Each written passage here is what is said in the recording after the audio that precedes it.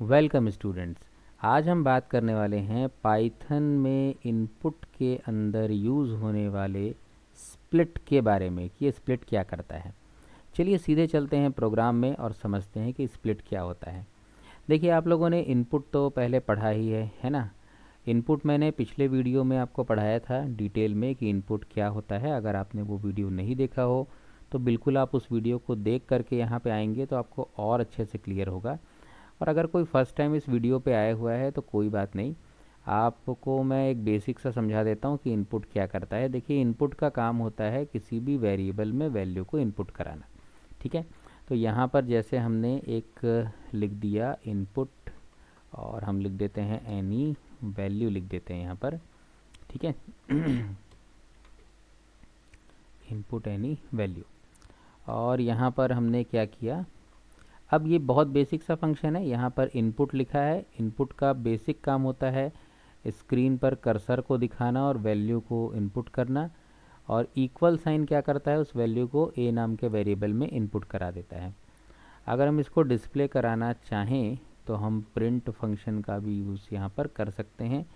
तो मैंने यहाँ पर लिख दिया वैल्यू ऑफ ए, और यहाँ पर हमने ए को डिस्प्ले करा दिया। प्रिंट के बारे में भी हमने सेपरेट वीडियो बनाया हुआ है पहले से अलग से। सारी चीज़ों का एक छोटा छोटा वीडियोस बना के हम डाल रहे हैं जिससे कि चीज़ों को समझना बहुत इजी हो। तो आप लाइन से एक पाइथन प्रोग्रामिंग का एक प्लेलिस्ट बना हुआ है, उसमें जाके आप सारे वीडियोस को लाइन से देख सकते हैं। बहुत अच्छे समझ में आएगा, स्टार्टिंग फर्स्ट प्रोग्राम से लेकर के है वो। ठीक है तो इसको हम सेव करते हैं। पिछला प्रोग्राम बनाया था वो पाइथन प्रोग्राम में था यहाँ पर P4 नाम का, इसको मैं P5 नाम से सेव कर देता हूँ। तो ये हमने इसको सेव कर दिया। अब हमने इसको रन कराया F5 प्रेस करते हुए। देखिए, यहाँ पर पूछा जाएगा enter any value. For example हमने वैल्यू में 5 डाला है ना, तो ये 5 कहाँ चला जाएगा, ए नाम के वेरिएबल में, और फिर नीचे ए को डिस्प्ले किया गया है। अब आप बोले सर इसमें तो इनपुट कहीं स्प्लिट कहीं आया ही नहीं। तो देखिए, स्प्लिट को समझना पड़ेगा ना हमको। समझने के लिए थोड़ा सा चीज़ों को ना स्टेप बाय स्टेप देखिए। मैं अपने स्टूडेंट्स को पढ़ाते समय हमेशा बताता हूँ कि एकदम सीधे ये वाला फंक्शन पढ़ना है तो डायरेक्ट उसका एग्जाम्पल बना लिए तो अच्छी बात है। बट अगर आप स्टेप बाय स्टेप समझेंगे ना तो क्या होगा कि आप कहीं गलती करने की संभावना आपकी कम हो जाएगी फिर, या एरर आएगा तो आप खुद से ही सॉल्व कर लोगे उसको। ठीक है, तो जैसे मान लीजिए हमको एक और वैल्यू लेना है। तो एक और वैल्यू लेना है तो इसी को मैं यहाँ से उठा के इसमें डाल देते हैं। एक और वैल्यू कौन सी हो गई, तो यहाँ मैं लिख देता हूँ बी। ठीक है, बी लिख दिया हमने, और एक बी की वैल्यू को भी यहाँ पे हम प्रिंट करा देते हैं। तो बोलिए इसमें सर अभी भी स्प्लिट नहीं आया है। बस अब देखो, स्प्लिट लगाने वाले हम लोग यहाँ। पहले इसको एक बार रन करके देख लीजिए, ये ए की वैल्यू, ये बी की वैल्यू।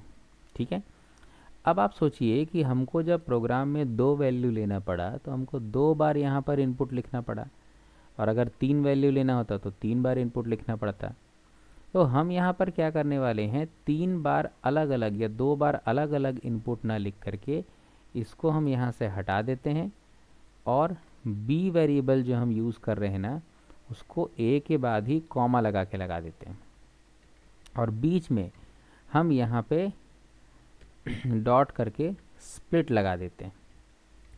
अब इससे क्या होगा कि हमारा जो एक ही मैसेज है और एक ही इनपुट है वो दो दो वैल्यूज़ लेना चालू कर देगा। दो क्या, दो की जगह आप 3 4 वैल्यूज़ भी उसमें ले सकते हैं। जितनी आप चाहें उतनी वैल्यूज़ के अंदर स्टोर कर सकते हैं।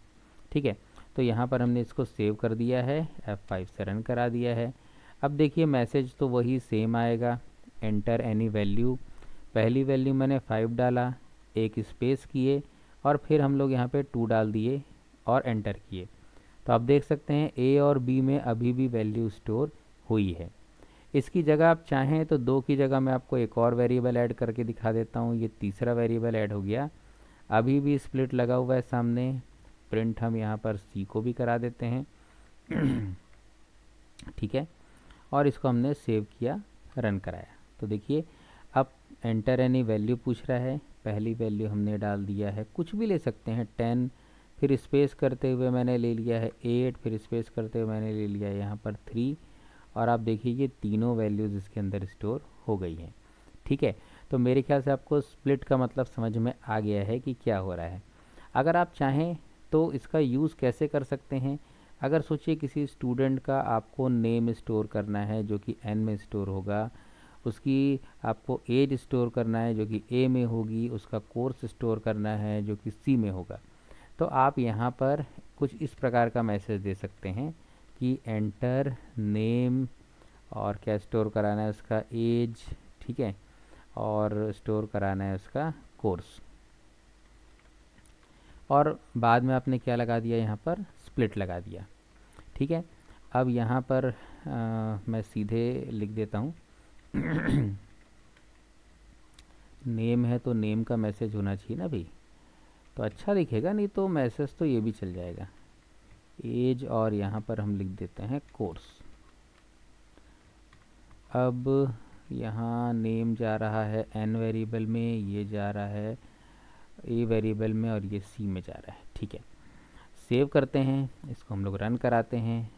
देखिए सबसे पहले पूछ रहा है एंटर नेम एज कोर्स पूछेगा, यहाँ पे हम एंटर करा देंगे नेम को। फॉर एग्ज़ाम्पल मैं अपना ही नाम एंटर करा देता हूँ यहाँ पर, और एक स्पेस देते हुए यहाँ पर हम लिख देते हैं एज, तो कुछ भी एज हम यहाँ पे डाल देते हैं इस तरीके से। फिर स्पेस देते हुए हम लोग यहाँ पे लिख देते हैं कोर्स, तो मान लीजिए मैंने यहाँ पे लिख दिया है कि मैं लिख देता हूँ कोई भी कोर्स, फॉर एग्ज़ाम्पल BCA लिख दिया मैंने, और उसके बाद हम एंटर कर देते हैं। तो ये देखिए ये तीनों वैल्यूज़ यहाँ पे स्टोर हो रही है।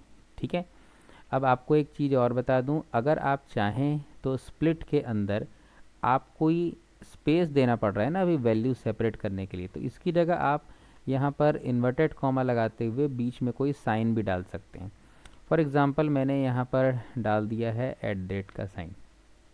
ठीक है, अब इसका मतलब ये होने वाला है कि जब प्रोग्राम रन होगा और ये हमसे पूछेगा कि नेम एज और कोर्स डालिए, और मैंने यहाँ पर नाम डाल दिया अपना नाम, ठीक है, जो कि काफ़ी इम्पोर्टेंट लग रहा है। ठीक है, मेरा नाम है भाई, और साथ में यहाँ @ डालेंगे अब हम लोग, क्योंकि स्प्लिट वही करेगा ना। फिर हमने यहाँ पर एज लिख दिया, फिर हमने यहाँ पर कोर्स लिख दिया, तो ये देखिए इस तरीके से अभी भी ये काम कर रहा है, क्योंकि हमने स्प्लिट के रूप में क्या लगा दिया है, @ लगा दिया है। तो बहुत ही सिंपल फंक्शन है। ठीक है, तो इसमें ही स्प्लिट की जगह पर आप अगर स्प्लिट नहीं लगाते तो आपको अलग अलग देना पड़ता सारी वैल्यूज़ को। स्प्लिट लगाने से एक ही साथ हम कई वैल्यूज़ इनपुट करा सकते हैं।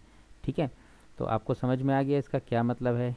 ठीक है, तो अगर आपको ये वीडियो अच्छा लगा तो ऐसे ही और वीडियोज़ आपको देखने को मिल जाएंगे, और इस वीडियो को अगर आपको पसंद आया है या आपको और कुछ इसमें सीखना चाहते हैं तो कमेंट में मुझे ज़रूर लिख करके बताइए कि आप और किस चीज़ के बारे में वीडियो देखना चाहते हैं।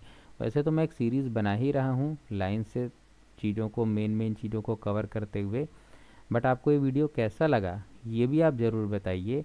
क्या पढ़ाते समय आपको अच्छा लगा या कुछ कमी रह गई है जिसको मेरे को और सुधारना चाहिए, तो वो भी मैं करने की कोशिश करूँगा बिल्कुल। ठीक है, तो मिलते हैं किसी ऐसे ही और वीडियो में, तब तक के लिए पढ़ते रहिए, सीखते रहिए। धन्यवाद।